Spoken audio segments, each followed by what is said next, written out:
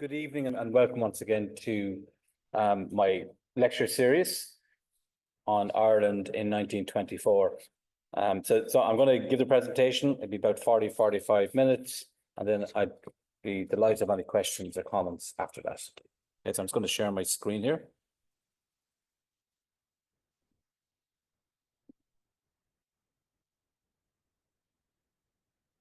If you can see that okay, yeah?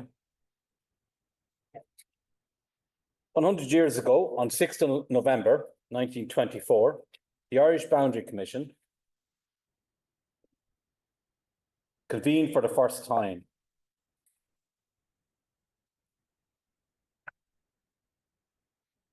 It consisted of three commissioners: Owen MacNeill, appointed by the Irish Free State Government; Joseph R. Fisher, appointed as the Northern Ireland representative by the British Government, due to the Northern Government refusing to recognise the Boundary Commission; and the chairman, Justice Richard Feetham, a British-born South African-based judge who was also appointed by the British Government.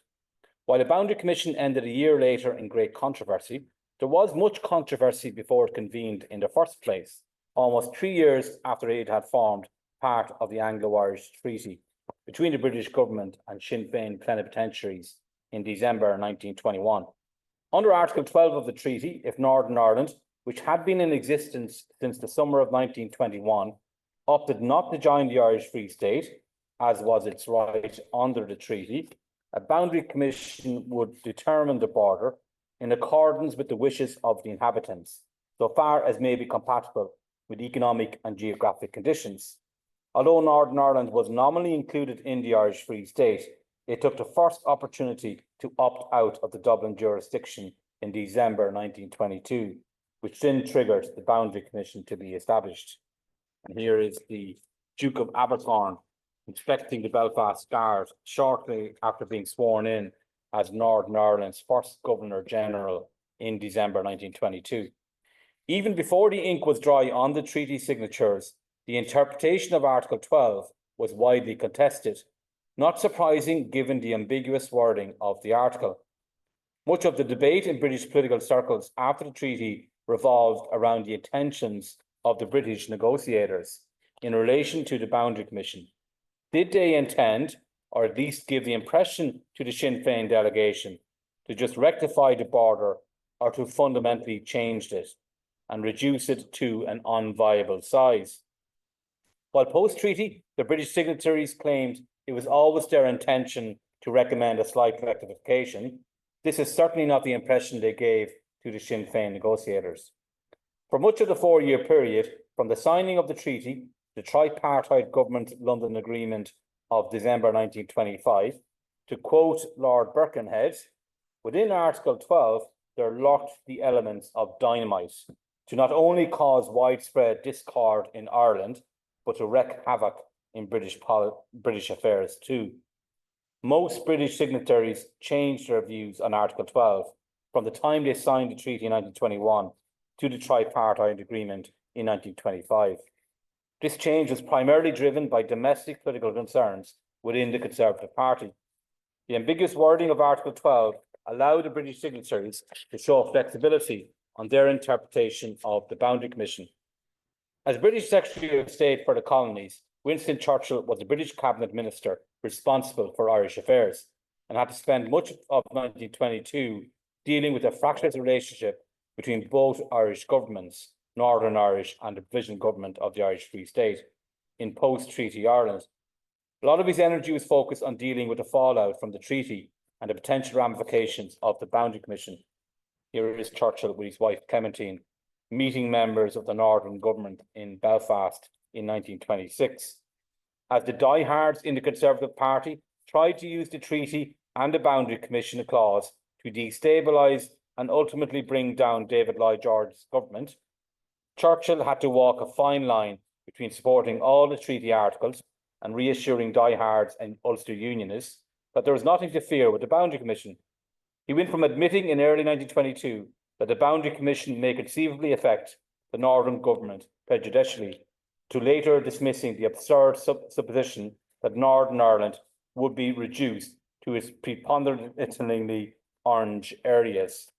At this juncture, he also was wrestling with his own political future, moving away from the Liberals and looking to reconcile with the Conservatives, where many members still harboured deep distrust of him after leaving the party in 1904. According to Liberal colleague Edwin Montague, depending on the issues, Winston jumps from the die-hard to the Liberal camp as he walks from Egypt or India to Ireland. Ulster Unionists were bitterly opposed to the prospect of a boundary commission, with the Northern Ireland Prime Minister James Craig describing it as the root of all evil. Although Ulster Unionists were not party to the treaty, they were now obliged to adhere to its clauses. The Boundary Commission reopened uncertainty and put Northern Ireland's future in doubt, at least significant parts of it yet again. The main thrust of Craig and Northern Unionists' argument was that the Government of Ireland Act 1920, which led to the partition of Ireland, was a final settlement as far as they were concerned. They were outraged that the institutions and area laid down in the 1920 Act were under threat by the treaty, signed by the authors of the Government of Ireland Act 1920, and without their consent.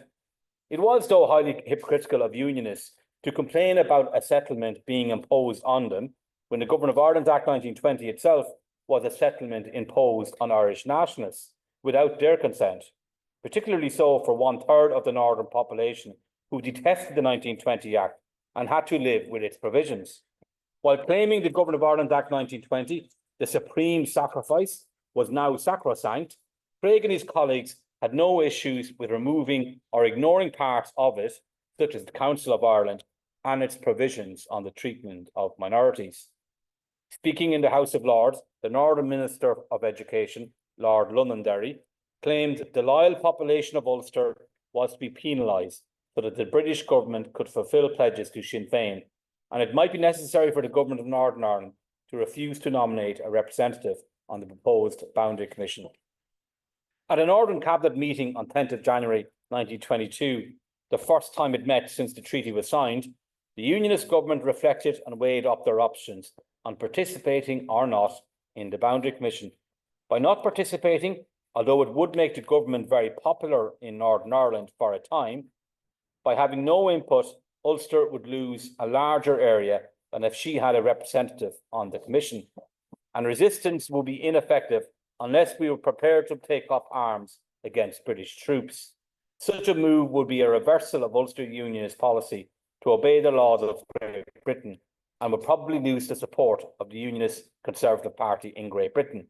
If they did take part, leading Tory Andrew Bonar Law had obtained a promise from Lloyd George that either Lord James Clyde or Lord Dunedin, Andrew Murray, both Scottish politicians and judges within the Conservative Party, would act as the chairman of the Boundary Commission. Even though he was opposed to the treaty, Edward Carson also consented to act as Ulster's commissioner, saying a little modification of the boundary might be advantageous. Fear was expressed that under a Labour government, Northern Ireland's area might be further curtailed. Craig thought the best course would be not to show our hand at the present time, but to consider the matter very carefully during the few months that might elapse before the Boundary Commission would be established. This was agreed upon by the Cabinet and proved to be the correct and fortuitous decision from an Ulster Unionist perspective, as a lot more time elapsed by the time the Commission finally met, and by then conditions were far more agreeable for Unionists.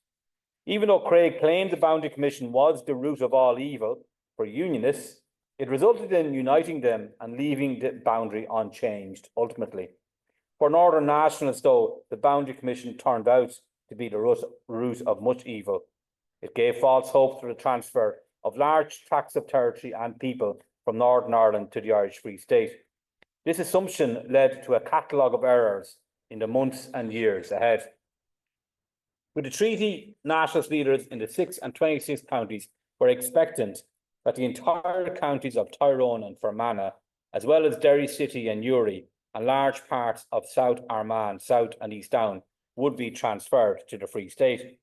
The nationalist optimism over the Boundary Commission in many ways explains the fraction of time devoted to partition during the acrimonious Dáil Éireann debates over the treaty. Both the pro and anti-treaty sides supported the Boundary Commission as a means to end or at least limit partition.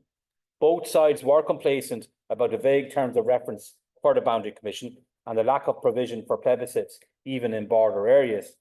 According to Micheál O'Fartahartig and Liam Weeks, of the approximately 500,000 words spoken during those treaty debates, Ulster and the Boundary Commission barely featured, with Ulster mentioned 113 times, the North 80, Unionism 38, Partition 29, Northern Ireland 25, James Craig 22, North East 17, Six Counties 11, and Edward Carson 5 times. The border was mentioned just twice, and the Boundary Commission once. The leader of the anti-treaty side, Eamon de Valera, did not appear to see at the time the dangers lurking with Article 12. In his alternative treaty, the so-called document number 2, there was no substantive difference between it and the treaty on partition. The addendum on North East Ulster included the lines, "We are prepared to grant to that portion of Ulster, which is defined as Northern Ireland in the British Government of Ireland Act of 1920, privileges and safeguards not less substantial than those provided for in the Articles of Agreement for a treaty between Great Britain and Ireland, signed in London on December 6, 1921.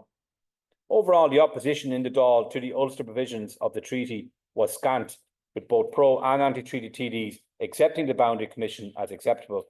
Even for those who opposed, there was no comprehensive scrutiny of the vague and ambiguous wording of Article 12. Arguably more harmful for Northern nationalists in the long term was the belief that they could continue to ignore and obstruct the institutions of Northern Ireland, particularly in areas of nationalist majorities.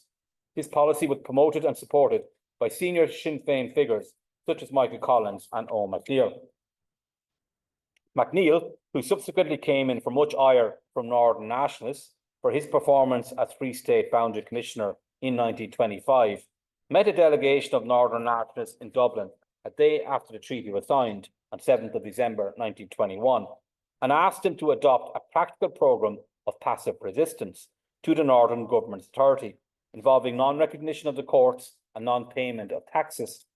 McNeill believed that the cornerstone of this policy would revolve around non-recognition of the educational authority of the Belfast Parliament, and he added that that implies that the schools and colleges will have to derive their revenue from some other source than the Belfast Parliament. As an Ulsterman himself, he acknowledged that they were the people who will have to bear the brunt in the fight for national unity. As such, they will be entitled to look to the nation for support in implementing such a programme. For Northern nationalists, the treaty left many of them confused and dismayed. While those in the south were tearing themselves apart over the sovereignty issue, for Northern nationalists it was of secondary importance compared to the issue of partition.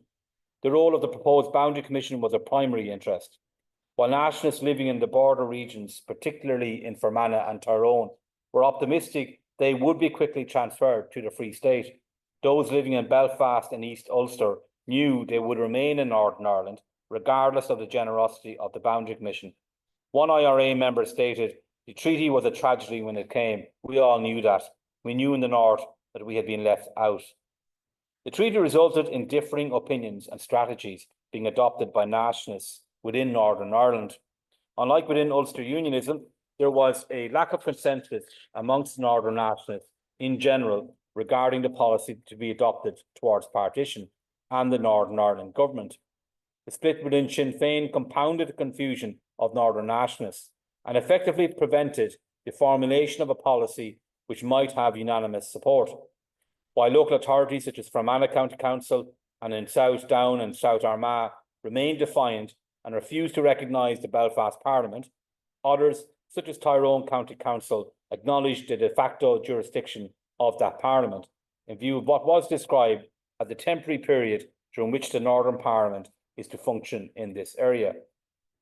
Derry City Corporation was divided between Sinn Féin members who urged unqualified allegiance to Dáil Éireann and nationalists who believed Derry City would benefit from a nationalist-leaning mayor and corporation officially making the case through the Boundary Commission for the city's inclusion in the Free State. The main argument put forward by local authorities who believed in recognising the Northern jurisdiction and by people like Arthur Griffith and W.T. Cosgrave in Dublin was that they would lose nationalist control and would rob whole nationalist tracts of effective representation in the face of the Boundary Commission. The Northern Government decided to act against the disobedient local authorities. In late 1921, it suspended both Tyrone and Fermanagh County Councils, with the police taking over their headquarters in Omagh and Enniskillen and impounding their records. As mentioned above, Tyrone County Council chose to reluctantly accept the Northern Government, while Fermanagh County Council, on the other hand, remained defiant and suspended for a year. Over 20 nationalist-controlled authorities were suspended by April 1922.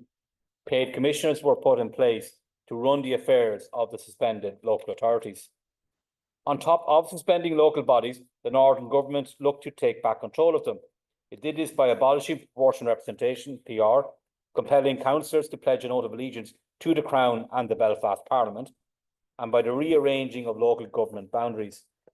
Michael Collins, chairman of the Provisional Government of the Irish Free State from January 1922, complained to Winston Churchill that some of the decisions were made in anticipation of the Boundary Commission's work to paint the counties of Tyrone and Fermanagh with a deep orange tint. All these decisions that transformed the electoral landscape of Northern Ireland were evident when the Boundary Commission finally met in late 1924. The convening of the Boundary Commission was delayed by almost 2 years from the moment Northern Ireland opted out of the Irish Free State in December 1922. There were many reasons for the long delay. On the Free State side, the Civil War from June 1922 to May 1923 was the primary factor in not calling for the Boundary Commission to convene. Kevin O'Sheil, director of the North Eastern Boundary Bureau, established in October 1922 to prepare the Free State's case before the Boundary Commission, pointed out that it would be nothing short of folly on our part to raise the issue now or at any time until there is a decided change in general conditions. He said, what a ridiculous figure we would cut, both nationally and universally, were we to argue our claim at the Commission for population and territory, when at our backs, in our own jurisdiction, is the perpetual racket of war, the flames of our burning railway stations, and the never-failing list of our murdered citizens. On a visit to the North in December 1922, another Boundary Bureau member, Bolton C. Waller, wrote, people there are at present just thanking their stars they are out of the trouble in the South. Their own affairs are much better. Even those who expect to see union of some sort in the end are at present inclined to wait and watch. O'Sheil claimed that the tragic conditions to which the irregulars have reduced Saoirstad have had their direct prejudicial reactions on our status, our national dignity and our strength. Were the Free State government to push for a Boundary Commission, then the diehards in the Conservative Party would raise a storm about the British government's being a party to any action which would result in cutting off large sections of the law-abiding people in the North and transferring them to the chaos disorder of the South. The Free State was also reticent for the Boundary Commission to convene while the Conservatives were in power in Britain, although O'Sheil himself believed it was best to deal with the Boundary Commission while the Tories were in government, as they were traditionally more straighter and honester in their dealings than the other parties. O'Sheil believed too that it was better to delay the sitting of the Boundary Commission until after the Free State had joined the League of Nations, which it did in September 1923, as this was an international rather than a domestic arbitration. If the Free State was a member, the League of Nations would be more likely to intervene if required. It would solidify the international dimension to the Boundary Commission and would make it all the more evident that it is a boundary dispute between a state internationally recognised and a province subordinate to another state. And here is Kevin O'Sheil standing fourth left as part of the Free State government's delegation to the League of Nations in 1923. He also felt it was important to make full use of the privileges and advantages of membership of the Imperial Conference before pursuing the Boundary Commission assembling. Preparing the Free State case for the Boundary Commission was another factor in the Free State government delaying its pursuance. From October 1922, the North Eastern Boundary Bureau's functions included the collection and compiling of data for the Boundary Commission, collection of information on other northern matters, acting as a channel of communication between the government and the Northern nationalists for whom they were acting, as well as engaging in a publicity campaign in Ireland, North and South, and in Britain. The huge volume of work carried out by the Boundary Bureau is available for anyone to see in the National Archives of Ireland. There are actually 56 boxes of files that were prepared by the National Northeastern Boundary Bureau. The Boundary Bureau published a wide range of leaflets and pamphlets that were distributed in different locations or published through the press. Some leaflets and pamphlets distributed in Britain included ones entitled England, Honour Your Bond, English Electors Uphold the Treaty, and Is the British Parliament Supreme in Northern Ireland? The Boundary Bureau also issued weekly bulletins to the press, as well as weekly digests to members of the Free State Executive Council, summarising the British and Irish media's coverage of the boundary question. The most comprehensive work completed by the Boundary Bureau was the book, The Handbook of the Ulster Question, published in the autumn of 1923. The book was compiled to facilitate the inhabitants of areas in Northern Ireland who sought inclusion in the Free State, and to make available for publication the salient facts of the case. It was sent to leading newspapers in Ireland, Britain, and the United States, to statesmen and politicians, as well as put on sale to the general public. It was a book of reference for nationalists when preparing their case before the Boundary Commission. That the North-Eastern Boundary Bureau was fully committed to obtaining the best possible outcome for the Free State and Northern nationalists, and worked tirelessly to achieve that aim, there can be no doubt. It also can be argued that overall, the Free State government was committed and worked hard to get the best possible outcome. However, both the government and its Boundary Bureau were severely hampered by the ambiguity of Article 12, and that the terms of reference for the Boundary Commission would in all probability be decided by a British appointed chairman. Grappling in the dark forced the Free State government and the Boundary Bureau to make assumptions, many of them fundamentally flawed, that ended up damaging the Free State's prospects for success. One of the biggest flaws of the Free State government strategy during the period, from the signing of the treaty to the collapse of the Boundary Commission 4 years later, was its lack of understanding of the Ulster Unionist mindset. Following on from previous Sinn Féin leaders, such as De Valera, Griffith and Collins, members of the Cumann na Gael government believed the British government was the main obstacle to an agreement, and clung on to seeking fruitless negotiations with Craig about Irish unity, despite his very public utterances abhorring such a scenario. Speaking in 1926, Sinn Féin MP for Fermanagh, Clare Healy, wrote that it was because Northern nationalists knew the Northern mind much better than either Collins, Griffith or De Valera, that we realised then that the big difficulty lay in Belfast and not in London. For years, we have had the opposite preached.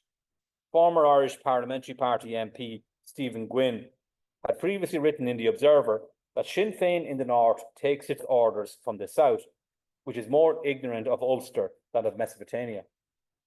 Cosgrave and others like O'Shiel also believed that unity was inevitable due to the internal squeezes that would force Northern Ireland into an All-Ireland Parliament by loss of territory through the Boundary Commission and by economic necessity.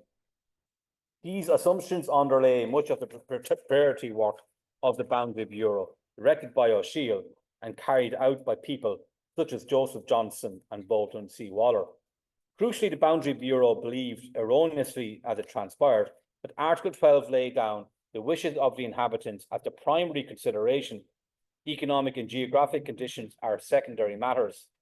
Based on these assumptions, the Boundary Bureau drew up a maximum and minimum boundary line on what they expected from the Boundary Commission. I can actually see the maximum and minimum boundary lines here, this map.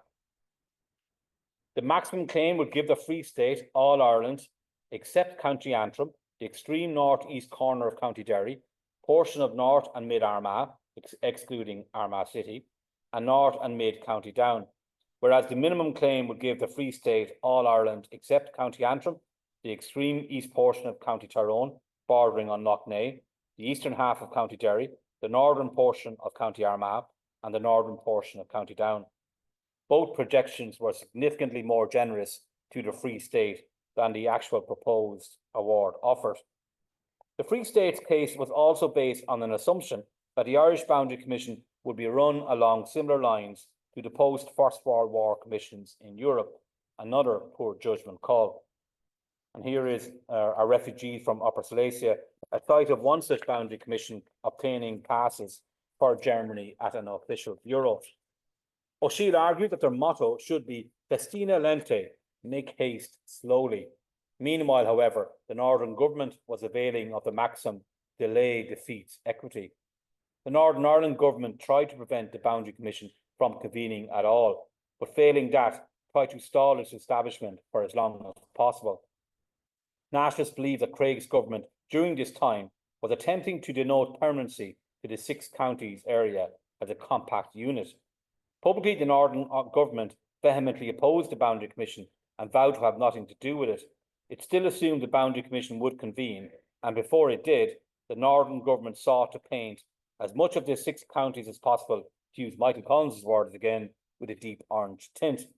It did this by diverting funds to infrastructure projects and by changing the electoral map of the areas that would be considered for transfer under the Boundary Commission. In the latter case, it was helped by nationalists, who in many cases relinquished their control of important local bodies before the Boundary Commission convened. By the time the Commission did sit for the first time in November 1924, Ulster Unionists, in the words of Margaret O'Callaghan, had in place a more integrated case based upon fortifying an already existing boundary. In May 1924, the Northern Government proposed to provide a grant of £100,000 for the reconstruction of what was Carlisle Bridge over the River Foyle in Derry City, a contested area. Nationalists saw it as a political stunt, not unconnected with the boundary problem. The construction of the new bridge, Craigavon Bridge, was completed by 1933 and named after the Northern Ireland Prime Minister. Construction of a new reservoir in the Silent Valley in the Moore Mountains of County Down to supply water to the residents of Belfast began in October 1923. To much fanfare, Lord Edward Carson arrived from England to lay the first sod of the new reservoir. Nationalists believed it was a cynical move by the Belfast government to show that an area that had a large nationalist majority in County Down was vital for Belfast to survive, let alone thrive economically. Nationalist concerns were well placed, as the reservoir in the Silent Valley featured prominently in the Boundary Commission deliberations. Another reservoir in the Mourne Mountains at Foffany that supplied water to the residents of Portadown and Banbridge was also used as a reason to keep the heavily leaning nationalist area in Northern Ireland. Nationalists, not without foundation, believed these works were sanctioned by unionists to show the economic interdependency of all areas within the six counties, including areas with large nationalist majorities. It is highly improbable that it was merely a coincidence that important and expensive infrastructure projects were sanctioned in areas of nationalist majorities, while the Boundary Commission was very much a live issue. Far more disconcerting from a nationalist perspective were the attempts by the Northern Government to manipulate the electoral profile of nationalist-dominated areas before the Boundary Commission was established. Nationalist witnesses to the Boundary Commission asserted that many nationalists were struck off the vote register by partisan collectors, while Ulster specials had been added in great numbers. The removal of PR offered the Ulster Unionists the chance to recover lost local authorities, such as Derry Corporation and Tyrone and Fermanagh County Councils. Here's a cartoon of Craig explaining to a child that proportional representation laddie means confusion in Ulster. According to Patrick Buckland, grievance over the abolition of PR, which had been significant both as an actual safeguard and as a symbol of respect for minority views, was made more real by the way in which boundaries of electoral areas were so drawn as to maximise unionist strength at the expense of others. According to Claire Healy, PR alone would not have delivered the Fermanagh county affairs into the hands of the minority. Therefore, in addition, we had to bring forth this reshuffling of units, octopus-shaped, which I hope will be found to be unique in this sort of political warfare. The Free State was also guilty of stereotyping the existing boundary by introducing customs barriers in April 1923, all along the land border between the Free State and Northern Ireland. Achieving financial independence from Britain, as all other dominions such as Canada and Australia at the time had, was clearly a huge objective for Sinn Féin, and without it, the independence gained by the Free State would have been very limited. However, there were consequences in demonstrating this newly acquired financial freedoms. Customs barriers and checks had to be erected to protect the 26 counties' fiscal space, including along a land frontier the government opposed, and one that not even being come close to being settled. The impact customs barriers had on people's lives dominated many of the representations to the Boundary Commission subsequently.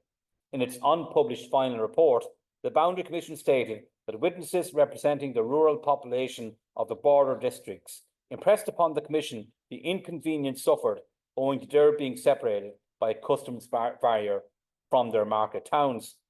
Of 61 witnesses from East Donegal, 54 laid primary stress on this point. The chairman, Justice Richard Feetham, describing it as the terrors of the customs barrier, continuously referred to it in his questioning and of the damaging consequences it would cause if the boundary line underwent further changes. Here is Feetham inspecting a customs post in late 1924. Instead of customs barriers having a positive effect on the Free State's case before the Boundary Commission, in many ways they had the opposite effect. By creating a whole infrastructure around its existing border, the Free State made it more secure and less likely to undergo major surgery. Unwittingly, the Free State government aided the Northern government in its quest to make the 6 counties boundary line permanent and stable. The Northern government was allowed sufficient time to make the existing boundary more permanent and secure looking due to the lengthy delay in the convening of the Boundary Commission. While the delay was partially caused by martial turmoil in the Free State and political turmoil in Great Britain, the Northern government's refusal to appoint its commissioner was the primary factor for most of the time delayed. From the signing of the treaty in December 1921, the tripartite government London Agreement in December 1925, there were 3 general elections in the United Kingdom, in 1922, 1923 and 1924. Here's a sample of some posters from the 1923 election. And there were 4 changes of government. There were 4 different prime ministers and 4 different colonial secretaries, meaning little prospect of a unified and consistent approach to the Boundary Commission by the British. By July 1923, the Free State government was able to appoint its representative to the Boundary Commission. Boundary Bureau Director Kevin O'Sheil declared they needed a man of great weight and sagacity and one of irreproachable name. He should be a man without prejudice on the Northern question, yet one who has a thorough mastery of the situation and with sufficient backbone to fight his corner hard and well, if necessary. Above all, O'Sheil added, he should be a person who is prepared to act on the government's slightest suggestion, to go hard when the government tells him to go hard, and to soften when the government tells him to soften. In O'Sheil's view, an ideal person would be Mr. James McNeill, our High Commissioner in London. I cannot at the moment imagine a more suitable person in every way. James McNeill was not selected. His brother Owen was appointed instead. W.T. Cosgrave wanted to appoint a commissioner who was a cabinet minister, though someone from the north and a Catholic, while 2 cabinet ministers were from the north. Ernest Bligh was a Protestant, leaving Owen McNeill, the Minister for Education, the only option. Unwisely, Cosgrave did not consider it an essential criterion that the commissioner should come from a legal background. According to Geoffrey Hand, who was actually the distant cousin of Owen McNeill was a figure much better known and more acceptable to nationalist opinion than his brother, though James, it can be argued, might have proved a more skilled tactician in the event. Even though there were only 7 cabinet members, all under enormous strain due to the prevailing conditions in the Free State, Cosgrave felt it had to be someone from the Executive Council, as it was too important to trust to anyone but a member of the innermost circle of government. Shortly after his appointment, during the August 1923 general election campaign in Clare, McNeill claimed there will be no boundary. The boundary will be the sea and no other. Privately, he had considerably more doubts. Speaking in 1927, McNeill claimed he was well aware of the defects with Article 12 when he accepted the duty of acting on the Boundary Commission, and if I had consulted my personal interests, I would not have accepted it. The task imposed on me and undertaken under a sense of public duty and service was entirely repugnant to me. After appointing McNeill, the Free State government then asked the British government, by then a Conservative administration led by Stanley Baldwin, to appoint a chairperson and to constitute the Boundary Commission.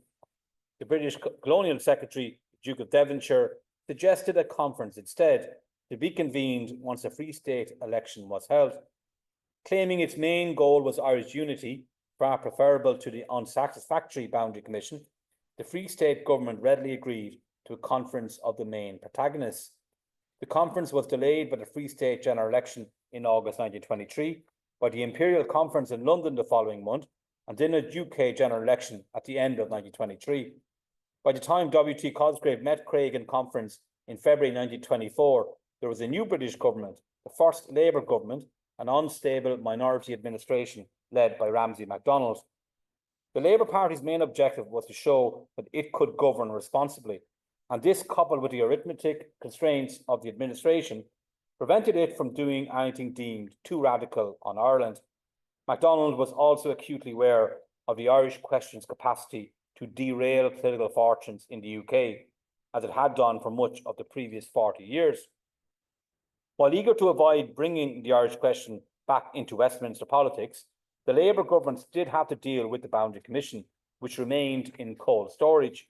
Both MacDonald and his colonial secretary, J.H. Thomas, tried to kick the can down the road by either stalling the convening of the Boundary Commission or the preferred option of facilitating conferences between the two main Irish protagonists, Craig and Cosgrave, to induce them to reach an agreement without the need for the Commission to convene at all. And here are Cosgrave and J.H. Thomas in London. Days after taking office, the Labour government invited both Irish governments to a conference on the Boundary Commission, which began on 1st of February 1924. The conference was adjourned with an offer made by the British government, proposing that both Irish legislators need to discuss issues such as railways and fisheries. It was rejected by the Free State government unanimously, though, as it was considered less than what was already available through the Council of Ireland, which existed on paper and it also was considered too temporary in nature. Further talks were postponed until April, mainly due to Craig becoming very ill with influenza. Writing to Cosgrave, the Free State High Commissioner James McNeill wrote, "It appears that Sir James Craig is not merely ill, but very ill. Thomas says this, and Lady Lavery confirms it, so that it seems that it will really be impossible to have the meeting next week. Lady Lavery says that Craig's condition is thought to be dangerous, as he has some heart complications." Craig was advised by his doctor to take a long rest and go on a Mediterranean cruise, which he duly did. When the conference reconvened in April, it too ended in failure. By then, under pressure from the Free State government, the British government was forced to appoint a chairman and to request for Craig's government to appoint its representative. The Labour government's first choice as chairman was former Canadian Prime Minister Sir Robert Borden. Through the Canadian government, both MacDonald and Thomas invited Borden to be chairman on 1st of May. He turned them down unless both the Free State and Northern Ireland agreed to appoint representatives. James McNeill, in a letter to Cosgrave, wrote, "I'm told Borden is a stupid man. I wonder if a colonial is safer than an Englishman who is intelligent, straight, and judicially minded." Regardless, he was still able, as Nicholas Manser contends, to retreat honourably from an unwelcome assignment. Borden admitted to Press Baron Lord Beaverbrook that he was not sorry that the North persisted in its refusal, taking him off the hook. The British government approached Justice Richard Feetham through the South African government on 26th of May as its next choice once Borden turned down the offer of chairman. Feetham accepted. Originally from Penrose in Wales, he moved to South Africa in 1902, where he served under Lionel Curtis, a friend from his University of Oxford days. Along with Curtis, he became a member of Lord Alfred Milner's so-called kindergarten, a group of civil servants who served under Milner's South African imperial reformulation projects while Milner was High Commissioner of South Africa. He was also a member of the Round Table movement, which originated from Milner and Curtis, that sought to promote closer union between Britain and its dominions, and had its own periodical called the Round Table. Feetham became a judge on the South African Supreme Court a year before he was appointed chairman of the Irish Boundary Commission. He also chaired other international commissions in India, Kenya, and China. Writing to Craig and Cosgrave just after Feetham was approached, Ramsay MacDonald stated that, as in our view, the chairman of the commission should be someone not connected with any of the three governments concerned, we are sparing no pains to find a qualified person from one of the self-governing dominions. While Feetham was based in the Dominion of South Africa, he was British and a close intimate of some key figures in Whitehall, particularly Lionel Curtis. Writing to Churchill in August 1924, Curtis said that Feetham is a chairman exactly of the kind you contemplated. F.E. Lord Birkenhead says he is the ablest of the South African judges, which is probably the ablest of all the Dominion benches. Curtis believed him to be the justest and most fearless man I've ever met, and also a man constitutionally of conservative temperament. On his appointment as chairman, Curtis sent Feetham a short, cryptic telegram. England expects. Undoubtedly, the British felt they had a man as chairman who would be sympathetic to their understanding of Article 12 of the treaty. Craig was not overly perturbed by Feetham's appointment, telling his cabinet that the representations he had received about him were favourable on the whole. Edward Carson was less impressed, sneering, "I feel not sore, but a little disappointed that he could not get anybody in the United Kingdom to settle these matters. And you have to go, I forget where it is, to Timbuktu or somewhere or other to find somebody who could solve this knotty question." And here's another cartoon at the time, also mocking Feetham's African connections. While Feetham's role, as he saw it, was to judge the merits of the case in front of him as impartially as possible, he was from the same background and ideology as people like Lionel Curtis, people who believed passionately in the British Empire and its role in the changing world of the 1920s. Feetham's worldview was like that of his round table colleagues. This did not bode well for the Free State case. For example, Curtis believed that the Boundary Commission should deliberate on conditions as they were then, not as they were in 1921, a stance adopted by Feetham that negatively impacted on the Nationals' case significantly. Curtis also warned Feetham of the dangers of conducting a plebiscite, something Feetham was originally interested in pursuing. Almost immediately after his arrival from South Africa in early July, Feetham travelled to Ireland, where he met both Irish governments, including O'Macneil in Dublin. In a statement to the press, Feetham stated that he had agreed to informal discussions with Cosgrave and Craig to see if an agreed settlement could be reached. He was also offered cooperation from them for a tour of the border so that he could study for himself economic and geographic conditions. The Belfast newsletter took comfort from Feetham's statement that he had come to the conclusion that the Commission, in any modifications which it may make, must keep close to the border. From a British government perspective, the appointment of the Northern Ireland representative to the Boundary Commission presented the most difficult political and constitutional challenge for them. Craig and many within Northern Ireland and Britain believed if the Northern government refused to nominate a commissioner, the Boundary Commission could not convene at all. The wording of the treaty explicitly stated that the Northern Ireland government had to appoint a commissioner, yet another draftsmanship flaw of the treaty. Fearing the non-convening of the Boundary Commission would be a breach of the treaty by the British, that would then see subsequent breaches by the Free State, particularly around the oath, the British government sought the advice of the Judicial Committee of the Privy Council on what courses could be taken in consequence of the non-compliance of the Northern government. And here is an address being made to the Judicial Committee of the Privy Council in 1921. The Privy Council ruled on 30th of July 1924 that the Boundary Commission needed to consist of the three appointees, and legislation would be needed to overcome Northern Ireland's refusal to appoint its representative.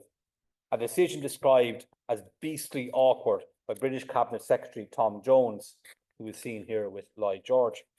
Despite the enormous pressure Craig and his die-hard supporters in British politics and the press put on MacDonald's government, an agreement was reached between the British and Free State governments to pass simultaneous legislation to allow for the British government to appoint the Northern Ireland Commissioner.